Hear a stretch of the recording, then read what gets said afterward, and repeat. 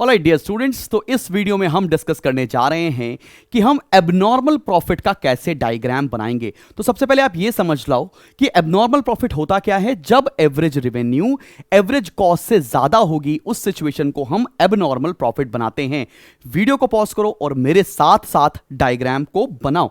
चलो बॉस, ये सारी सिचुएशन परफेक्ट कंपटीशन की है। ये एक्स एक्सिस ओरिजिन और वाई एक्सिस की बात कर रहे हैं। यहां पर है आउटपुट और यहां पर है मेरी जान प्राइस। मेरे साथ साथ बनाएंगे सभी लोग। ये है P is equals to AR is equals to MR। आप सभी को इस कंडीशन के बारे में पता होगा परफेक्ट कंपटीशन की, ठीक है। ये हमने मार्क कर दिया प्राइस।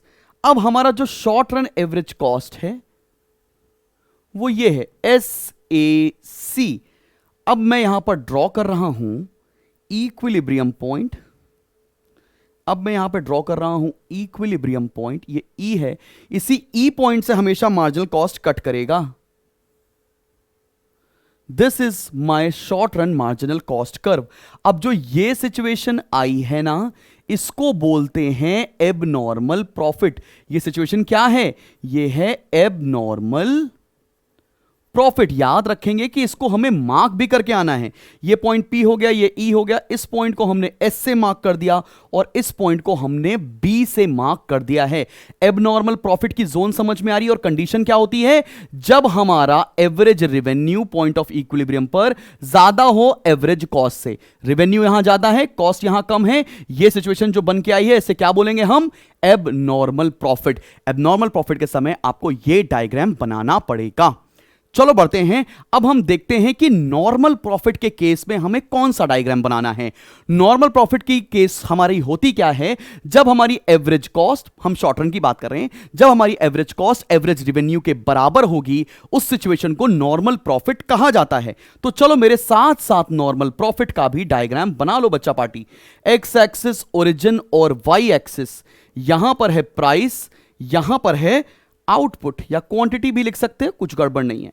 परफेक्ट कंपटीशन की बात हो रही है, तो ये है AR equal to MR equal to price.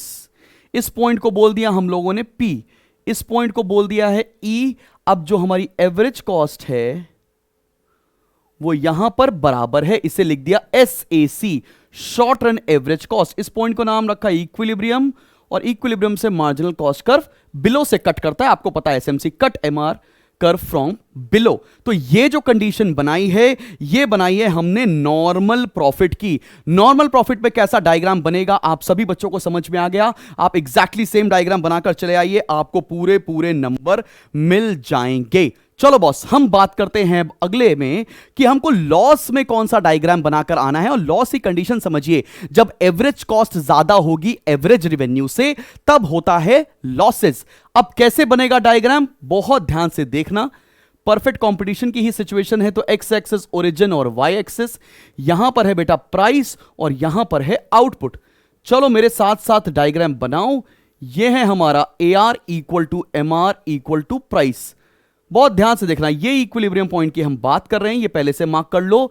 ये है मेरा SAC। देख भाई, इक्विलिब्रियम पॉइंट पर क्या है? SAC मेरा ज्यादा है, ठीक है ना। कॉस्ट ज्यादा, रेवेन्यू कम, तो ये जो जोन आई, इसको क्या बोलेंगे? इसको बोलेंगे लॉसेस। और MR should cut MC from below, तो ये बना दिया हमने SMC कर्व। SMC कर्व हमेशा इक्विलिब्रियम को कट करना चाहिए। अब इस क्वेश्चन में हमें एवरेज वेरिएबल कॉस्ट भी बनानी है, तो हम ये एवरेज वेरिएबल कॉस्ट भी बना देंगे। अगर मान लो आपसे एवरेज वेरिएबल कॉस्ट स्किप हो जाती है तो नंबर नहीं कटना चाहिए, लेकिन to be on the safer side आप एवरेज वेरिएबल कॉस्ट भी बनाकर आना। इस पॉइंट को मार्क कर देते हैं, ये पॉइंट है P, ये पॉइंट है E, इस पॉइंट को बोल देते हैं B और इस पॉइंट को बोल देते हैं S।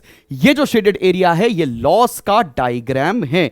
पूरा पूरा मार्क करके आएंगे। ये लॉसेस का डायग्राम हो गया, ये हमारा डायग्राम हो गया है नॉर्मल प्रॉफिट का, और ये डायग्राम हो गया है हमारा एबनॉर्मल प्रॉफिट का। सबको समझ में आ गया? तो ये वीडियो यहीं तक है, मिलते हैं अगले वीडियो में। Bye bye.